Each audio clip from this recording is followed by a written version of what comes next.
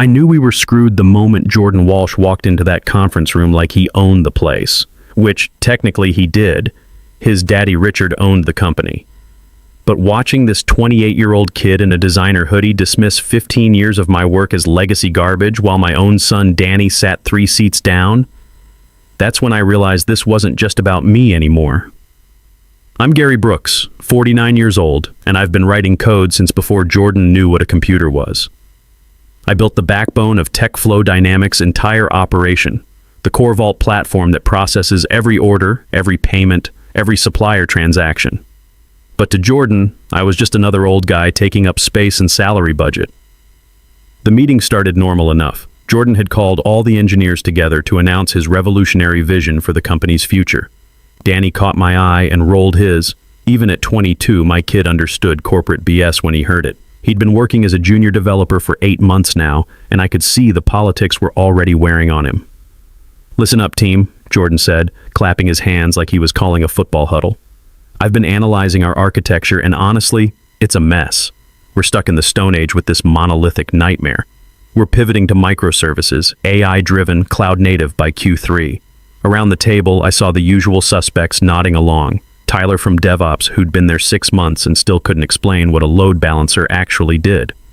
Sarah from Product, who thought Agile meant scheduling more meetings. These were Jordan's people, young, eager, and completely clueless about what kept the lights on.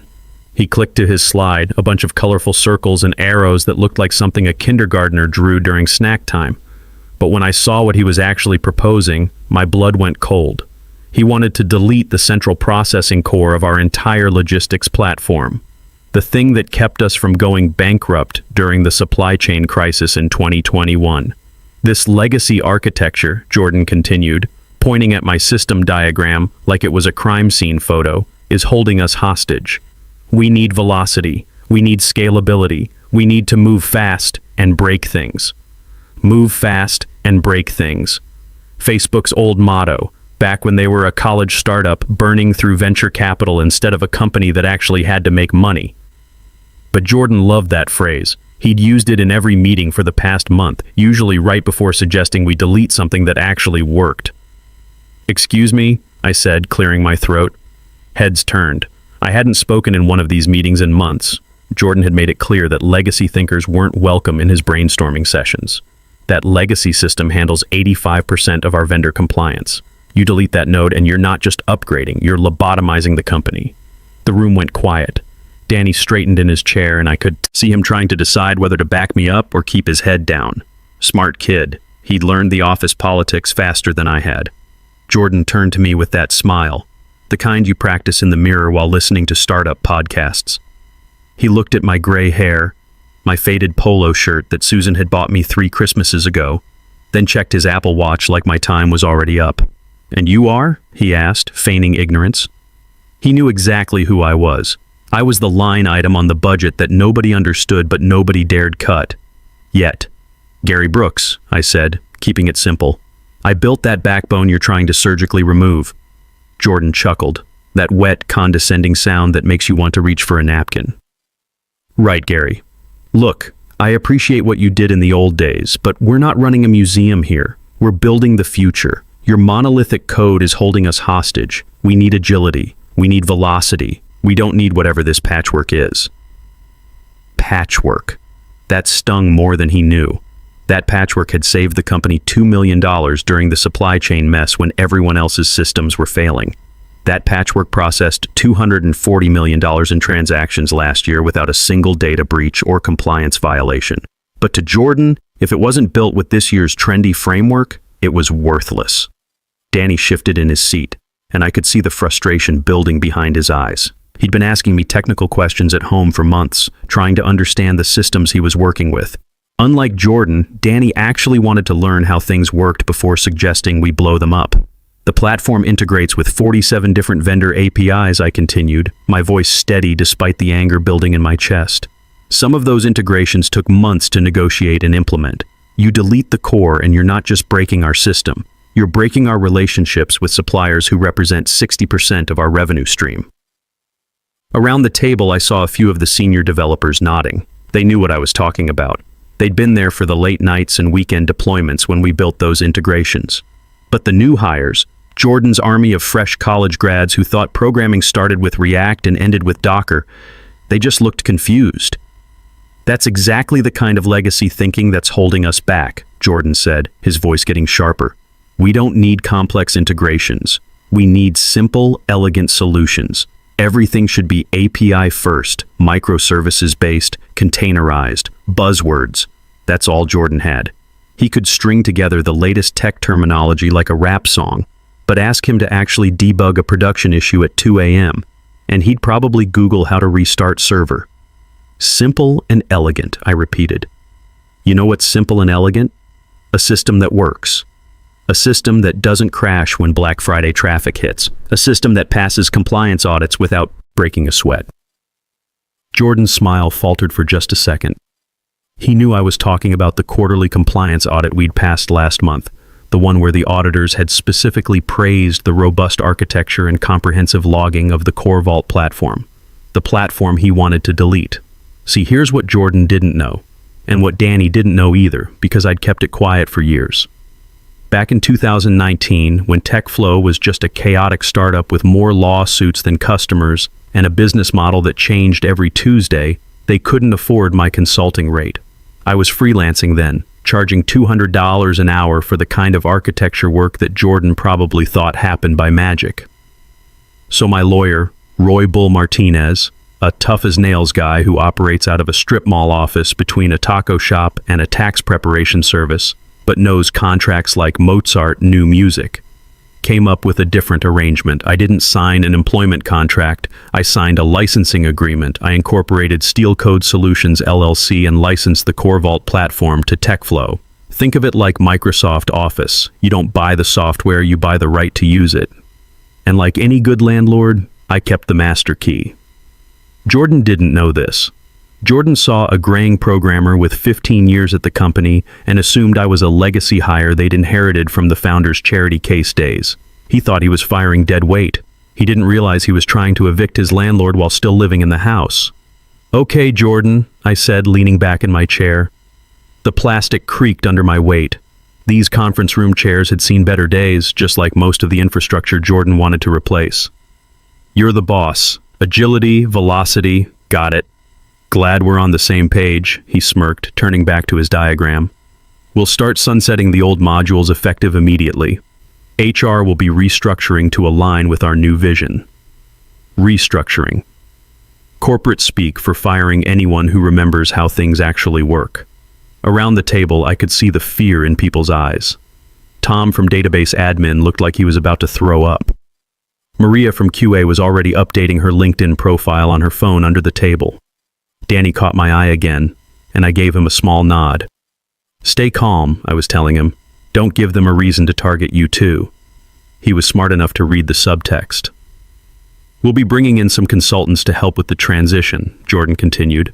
"Fresh perspectives, modern approaches. Sometimes you need outside eyes to see what's really possible." Consultants. Translation. We're going to pay strangers 3 times your salary to tell us the same things you've been saying for free, except they'll use newer buzzwords and charge us $500 an hour for the privilege. I didn't argue.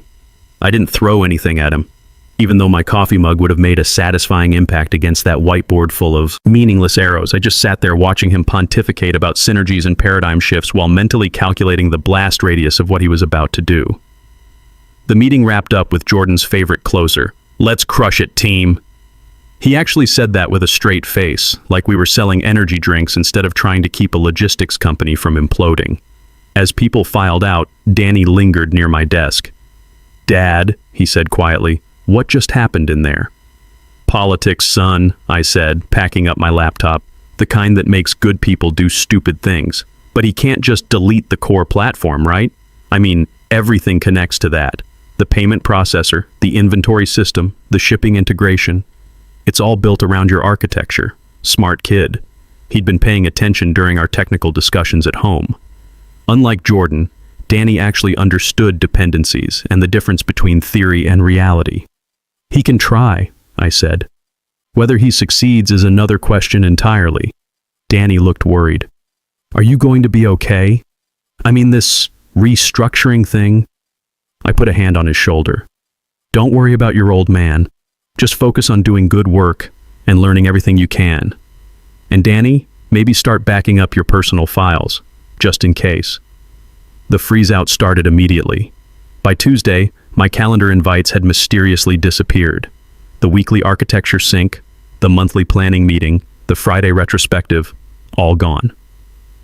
I was sitting in my cubicle listening to muffled laughter from the glass conference room 10 feet away, watching Jordan hold court with his inner circle. Through the glass, I could see him pointing at the whiteboard where my system diagrams used to live.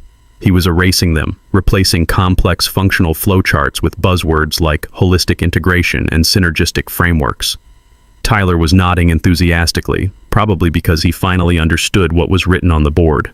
It's amazing how fast you become invisible. 15 years of 70-hour weeks, 15 years of weekend calls to fix critical issues so the CEO could afford his lake house. Suddenly I was a ghost. People I'd mentored for years started avoiding eye contact in the hallway. They smelled the blood in the water. In corporate America, getting fired is contagious. Stand too close to the victim and management might decide you're part of the disease.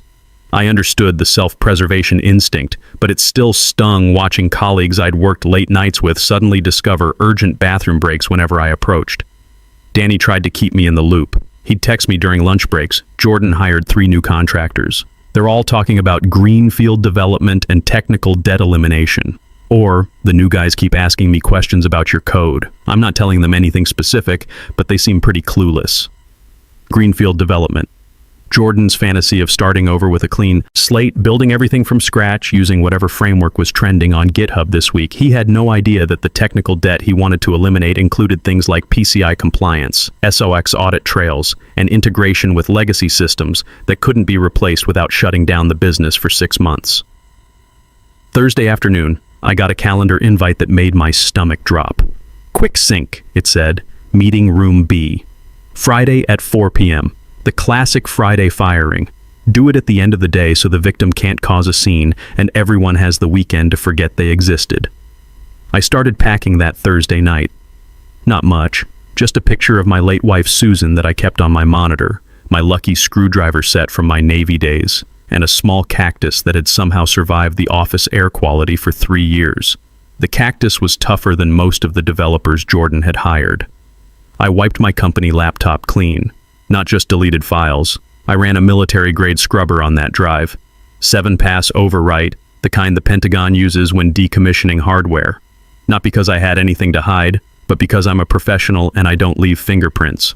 While the disk wipe was running, I checked the Steel Code Solutions banking account. The quarterly licensing payment was due in 48 hours. Usually the CFO had it on autopay through the corporate accounting system, but he'd been restructured last month too. Another casualty of Jordan's efficiency improvements. I refreshed the page. No pending transaction. I refreshed it again an hour later. Still, nothing. They were ghosting the payment, assuming that since I collected a salary, which was actually a retainer fee disguised as payroll for tax convenience, they owned everything I'd built. They thought they owned me, therefore they owned the code. I pulled up my copy of the licensing agreement. I kept a digital copy encrypted on my personal laptop, but I also had the original signed in wet ink by the founder, locked in my fireproof safe at home next to Susan's jewelry and my discharge papers from the Navy. Clause 3.1, Payment Obligations. Failure to remit licensing fees within 24 hours of the due date constitutes a material breach. Clause 3.2, Cure Period. There's no cure period for willful non-payment or unauthorized modification of the source material. Jordan had already violated the unauthorized modification clause by trying to patch his new microservices architecture on top of my core without proper API access. His contractors had been poking around the codebase for weeks, leaving their fingerprints all over configurations they didn't understand. And now he was about to violate the payment clause. I could have warned him. Could have walked into his office and said, "Hey, hotshot, you're about to default on the software that runs your entire business." But then I remembered how he'd dismissed me in front of my own son, how he'd called my life's work legacy garbage while planning to build his career on its foundation, so I let the clock tick. Friday at 4 p.m. came like a death sentence. Meeting room B was one of those glass fishbowls near the elevators where everyone could watch your execution. Jordan was there, arms crossed, posing like he was about to be featured on the cover of Entrepreneur magazine. His designer jeans probably cost more than most people's car payments. Patty Johnson from HR sat at the table looking like she'd rather be anywhere else, possibly dead. Patty was a decent person trapped in a corporate machine, the kind who communicated exclusively in sad smiles and pamphlets about Cobra insurance benefits. "Have a seat, Gary," Patty said softly, like she was talking to a spooked horse. I sat down and placed a manila folder on the table. Jordan eyed it suspiciously, probably thinking it was a desperate PowerPoint presentation to save my job. If only he knew. "Gary," Jordan started, not letting Patty do her job. "We've been evaluating team structure, and as we move toward our high-velocity cloud-native future, we're finding that your skill set doesn't align with our trajectory." "Trajectory," I repeated, nodding slowly, like a missile into a mountain. His jaw tightened. Behind him, through the glass wall, I could see a few of the engineers pretending to work while obviously watching the show. Danny wasn't among them. Smart kid had probably found somewhere else to be. "We're terminating your employment effective immediately," Jordan continued. "Standard severance package, 2 weeks pay. We'll need your badge and laptop." Patty slid papers across the table with the enthusiasm of a funeral director. "We also need you to sign this NDA and non-disparagement agreement to receive the severance." I didn't touch the papers. "Just to be clear, you're terminating our professional relationship completely?" "That's what fired means," Jordan snapped. The mask was slipping now.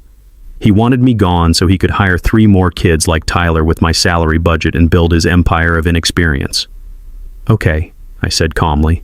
I pulled out my badge and slid it across the table. Then I placed my company laptop next to it. "I'm no longer an employee." "Good," Jordan said, pushing off from the wall. "Security will escort you out." "Wait," I said, putting my hand on the manila folder. "We're done with the employment part. Now we need to discuss the vendor relationship." Jordan frowned like I was speaking a foreign language. "What are you talking about?" I opened the folder and spun the licensing agreement around so they could read it.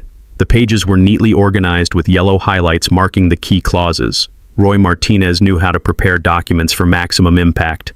"I don't work for you, Jordan. I never really did. My company, Steel Code Solutions, licenses the technology that runs your procurement, logistics, and payment processing. I was just part of the package, on-site support included in the premium tier." Jordan laughed, actually laughed. It was that hollow sound people make when their brain can't process what they're hearing. "This is some old paperwork from the startup days. We own everything you wrote while you were here. Intellectual property assignment. It's standard." "Actually," I said, tapping paragraph 4 with my finger, "all code, architecture, and algorithms remain sole property of Steel Code Solutions. TechFlow gets a non-exclusive, revocable right to use the software, contingent on timely payment and adherence to usage guidelines." I watched his eyes scan the paragraph. I could see the exact moment his brain started to catch up with reality, but his ego refused to let it sink in. "This is," he sputtered, his face turning a shade of red that clashed with his hipster beard. "You were on payroll. That voids this contract." "Check with legal," I said, leaning back in my chair. I was a 1099 contractor for the first 2 years, then moved to W-2 structure for administrative convenience per Addendum C, but IP rights never transferred. Steel Code still holds the copyright registration. Patty's mouth had fallen open. She was frantically taking notes, probably trying to figure out how this had slipped past legal review for 5 years. I stood up. "Here's your situation, Jordan. You just fired the on-site support. That's fine. I was getting tired of the coffee anyway. But you also missed the quarterly licensing payment that was due yesterday. That's a material breach of contract." "I'm not paying you a dime," Jordan hissed, his composure completely gone now. "This is extortion." "It's a contract," I said, walking toward the door. "And since you just terminated the only person who knows how to maintain the system," I shrugged. "Well, good luck figuring out why it stops working." I paused and looked back at Patty. "You might want to back up the payroll data tonight. Just a friendly tip from someone who actually knows how the servers work." I looked at Jordan one last time. Clause 6, Jordan. Read it carefully. "You have 72 hours to cure the breach, but since you just fired the only person who knows the admin passwords..." I let that hang in the air like smoke from a house fire. I walked out past my old desk, past the break room where Tyler was explaining blockchain to an intern who looked confused about everything, past the motivational posters about disrupting the status quo. In the parking lot, I lit a cigarette, my first in 6 months, and got in my F-150. The manila folder went on the passenger seat next to my thermos and a copy of Motorcyclist magazine. I drove straight to the good liquor store, the one with the bourbon tasting counter and a guy named Pete who actually knew the difference between wheated and rye mash bills. I bought a bottle of Maker's Mark. It tasted like justice. Back home in my garage workshop, surrounded by motorcycle parts and hand tools that had actual history, I set up my command center. My personal laptop, the one with the encrypted partition and the VPN connection that routed through 3 different countries. Not for anything illegal, just because paranoia is a survival skill in the tech industry. I logged into the Steel Code Solutions remote admin panel. It was a beautiful piece of engineering, if I do say so myself. Every hour, TechFlow's servers would ping mine with a simple question: am I still licensed to exist? And for 5 years, my server had replied with the digital equivalent of yes, carry on. The status screen was all green lights. Inventory module, active. Payment gateway, active. Vendor API, active. Customer portal, active. Like Christmas decorations on a tree that was about to get chopped down. I poured 2 fingers of bourbon and admired the elegant simplicity of the licensing system. Jordan thought technology was magic, that code just happened by itself. He didn't understand that every system has a creator, and smart creators always leave themselves a way back in. I navigated to the license status panel. Current status, grace period. Grace period expires, 16 hours, 23 minutes. Jordan was probably at some trendy Austin bar right now, celebrating his victory with craft cocktails and telling his MBA friends about how he'd optimized human capital allocation. He thought my contract was a bluff, that I was just a bitter old-timer making empty threats. He was about to learn the difference between a bluff and a royal flush. I changed the system setting from grace period to strict enforcement and queued up a command that would execute at exactly 8 a.m. Monday morning. Revoke license key 001. Suspend all services pending payment verification. I didn't hit enter yet. I wanted to give them the weekend to figure it out, to maybe have someone in legal actually read the contract they'd been ignoring for 5 years. But I knew they wouldn't. Jordan was too arrogant, and Richard was too busy counting money to pay attention to details. My phone buzzed with a text from Danny. "Dad, are you okay? Heard about the meeting. Jordan's acting like he just solved world hunger. This place is getting weird." I texted back, "I'm fine, son. Might want to update your resume this weekend. And maybe call in sick Monday morning." He responded with a confused emoji, but he was smart enough not to ask for details over company messaging. I spent the weekend doing things I hadn't done in years, slept past 6 a.m. without an alarm, went to that diner on South Lamar and had chicken and waffles that probably violated 3 different dietary guidelines. Worked on my Harley in the garage, replacing the clutch cable that had been slipping for months. There's something therapeutic about working with your hands on machinery you actually understand. Unlike the corporate world where everything is built on abstractions and political compromises, motorcycles are honest. If something's broken, it doesn't work. If you fix it right, it purrs like a contented cat. Sunday evening, I sat in my workshop with the bourbon bottle and watched the countdown timer on my laptop. The grace period would expire in 12 hours. TechFlow's servers would wake up Monday morning and ask their usual question: am I still licensed to exist? And for the first time in 5 years, the answer would be payment required. My phone had been quiet all weekend, which meant Jordan still hadn't figured out what was coming. He was probably spending his weekend at some tech conference, networking with other disruptors and learning about the latest frameworks that would revolutionize everything. Monday morning, 7:55 a.m.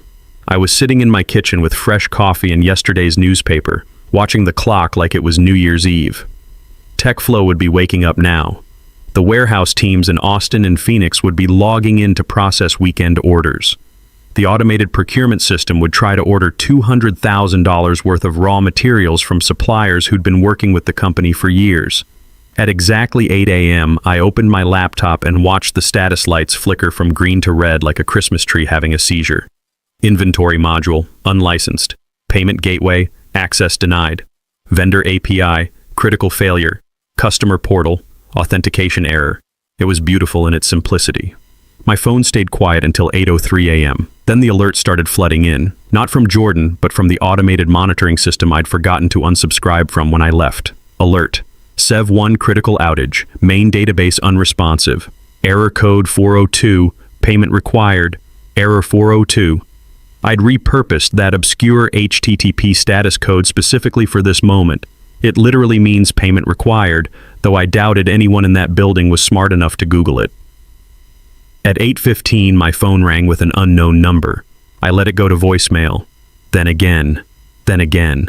I could picture the scene. Warehouse scanners unable to authenticate inventory, trucks backing up at loading docks, customer service phones lighting up like a Vegas casino. At 8:30, Danny texted, "Dad, OMG, everything's down. Dashboard just says contact administrator." Jordan's literally kicking server racks. Security had to stop him. I almost choked on my coffee. Kicking hardware. The universal sign of someone who thinks technology works by magic and can be fixed through percussive maintenance. At 9 a.m., TechFlow's main number showed up on my caller ID. I let it ring twice before answering with a groggy voice. "Hello? Gary, this is Jordan." His voice was 2 octaves higher than usual, tight with panic.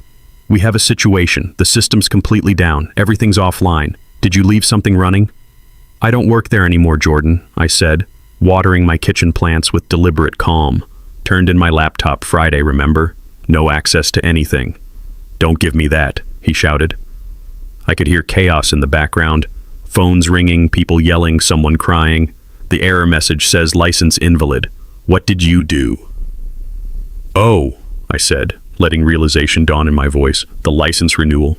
"Yeah, I mentioned that Friday. Did you guys pay the invoice? I told you we're not paying your extortion." "It's not extortion, Jordan. It's a software license. Like Windows or Office, except this one actually keeps your business running. Since you didn't pay, and since you fired the on-site administrator, the software reverted to its default state." "Which is what?" "Off."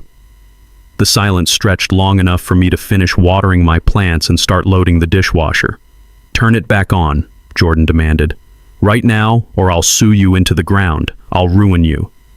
"Jordan," I said, my voice dropping to that steel tone I'd perfected during 20 years of dealing with difficult clients, "you're currently using unlicensed intellectual property. My lawyer's drafting a cease and desist as we speak.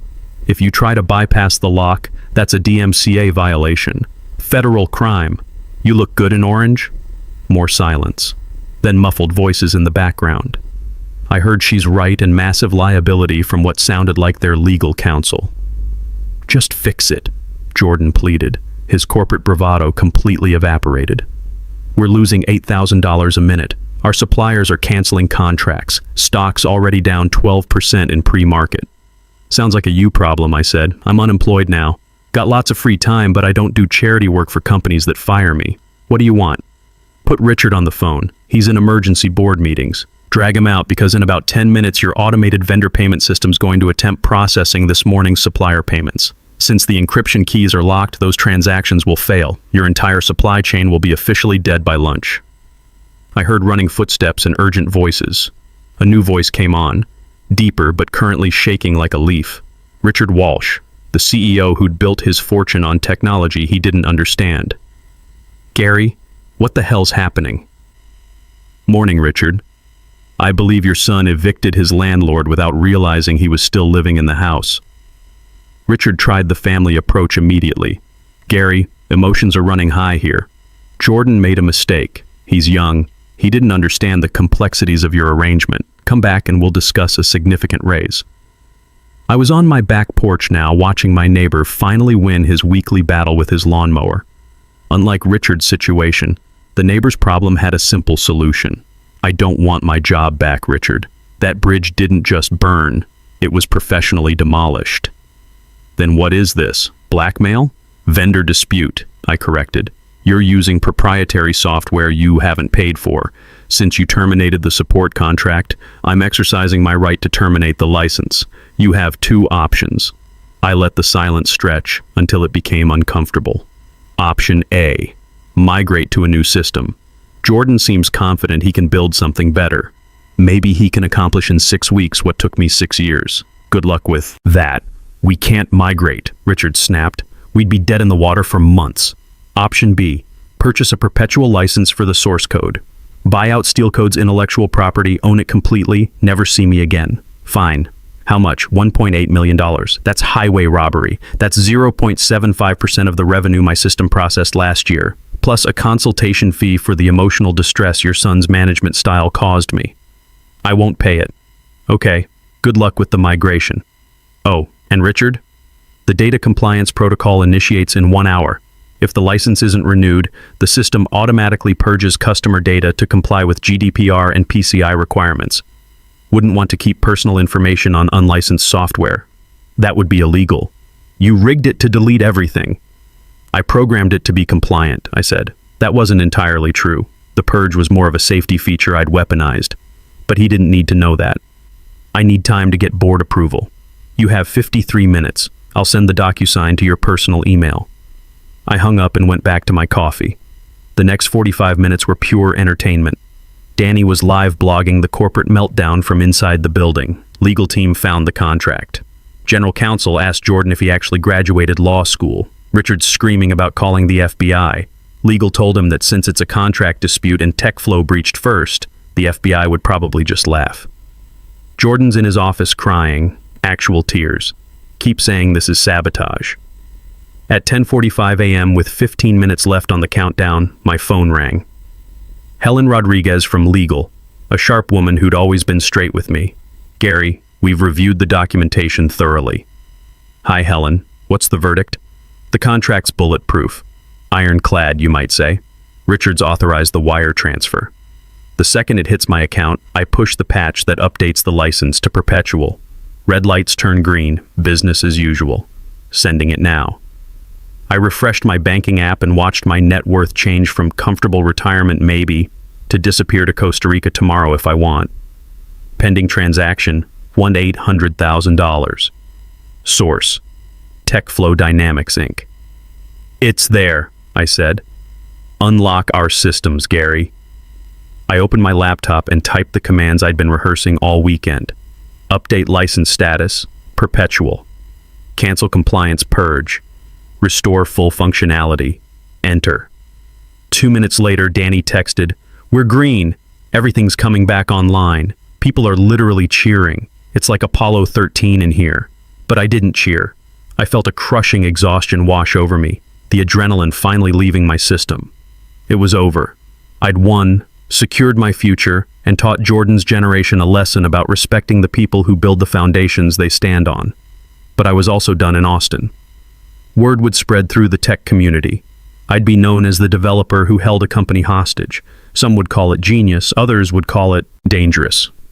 I was fine with both.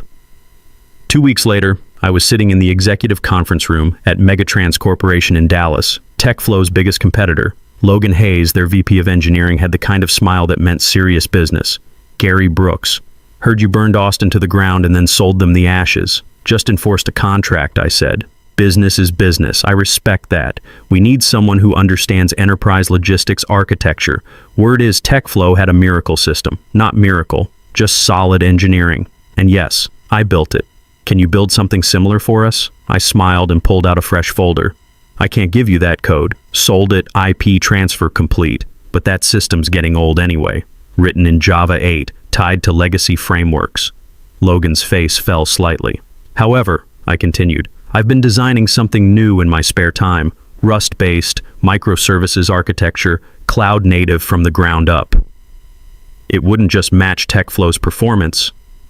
It would leave them in the dust. Timeline? 6 months with the right team.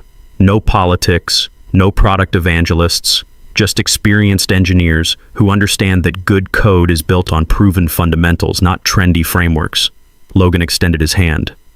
Welcome to Megatrans, Gary. When can you start? I walked out with a consulting contract that made the $1.8 million look like a signing bonus. 6 months later, Megatrans launched Logicore Prime. It destroyed the competition. TechFlow's stock dropped 25% in the first quarter as customers migrated to our more reliable, faster platform. They were stuck with my old system, maintained by a skeleton crew too terrified to change anything significant. Jordan left TechFlow 6 months later and pivoted to cryptocurrency consulting. Perfect career move. Another industry where you can sell hot air and disappear before anyone realizes the balloon's empty. Danny followed me to Dallas after getting his degree. Kid's got good instincts and even better timing. I'm writing this from my home office in a house I own outright, with a view of White Rock Lake and a garage full of motorcycles I actually have time to ride. The framed contract hangs on my wall like a diploma. Paragraph 6. The clause that bought me freedom. Sometimes late at night I check the logs on Logicor Prime and watch commerce flowing through algorithms I designed. I think about all the Gary Brooks out there, the invisible architects who keep the world running while Jordans take credit for the electricity. We're out here, we're watching, and we always read the fine print. So next time some 28-year-old in designer jeans calls your life's work legacy garbage, don't get mad, don't make threats, just make sure you own the keys to the kingdom. And if you have to burn the house down, charge them for the matches. This is Gary Brooks, signing off. I've got a 1969 Camaro waiting for a carburetor rebuild and a bottle of bourbon that's old enough to vote.